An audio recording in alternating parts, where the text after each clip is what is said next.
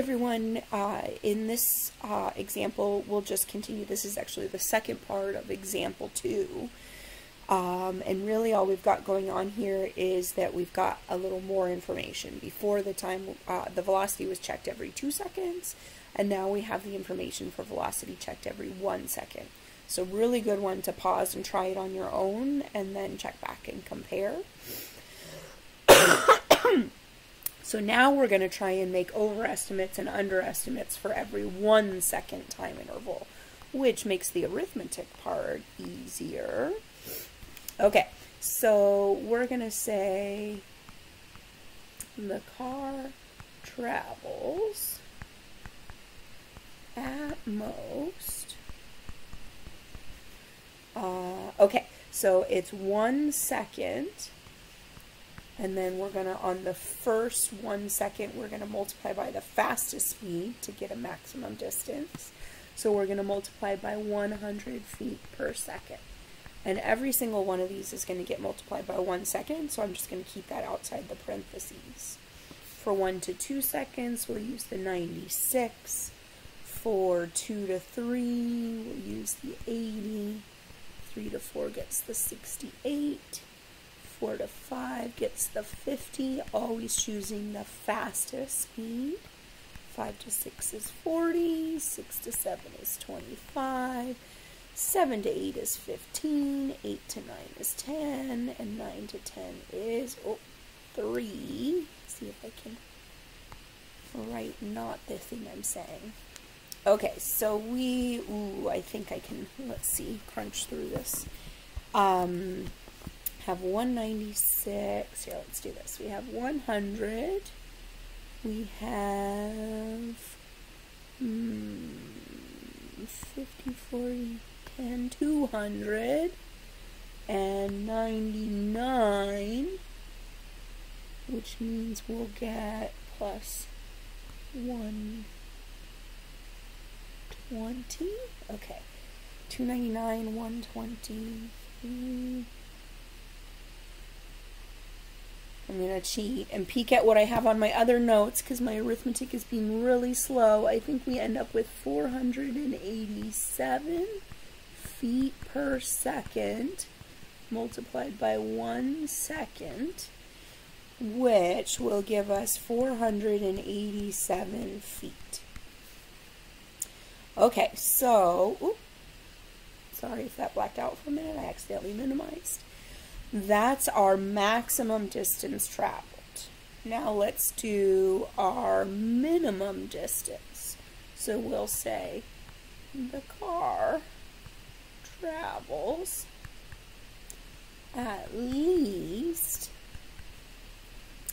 and then same idea. Each time interval is 1 second, but now we're just going to shift them all over. So we're going to be taking the lower speed, 96, 80, 68, 50, 40, 25, 15, 10, 3, and 0. Okay, and basically, looking at the arithmetic, all that we've done in there is knock off the 100 and add on a 0. So this should give us 1 second multiplied by 387 feet per second, which will be 387 feet. Okay, so now we can say that the distance traveled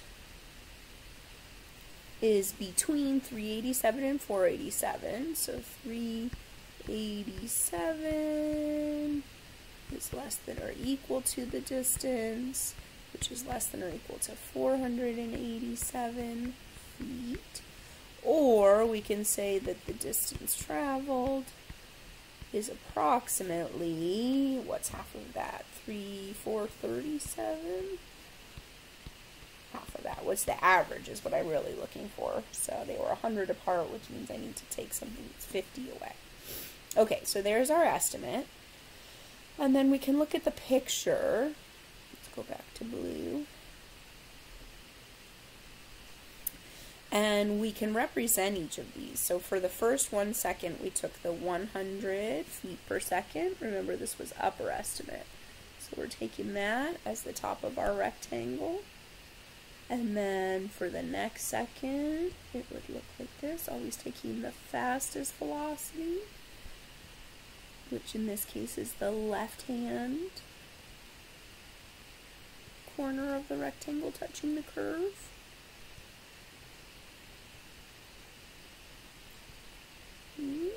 Okay, and this area that I'm catching is the distance. So the area of these rectangles gives our upper estimate, so our maximum possible distance traveled.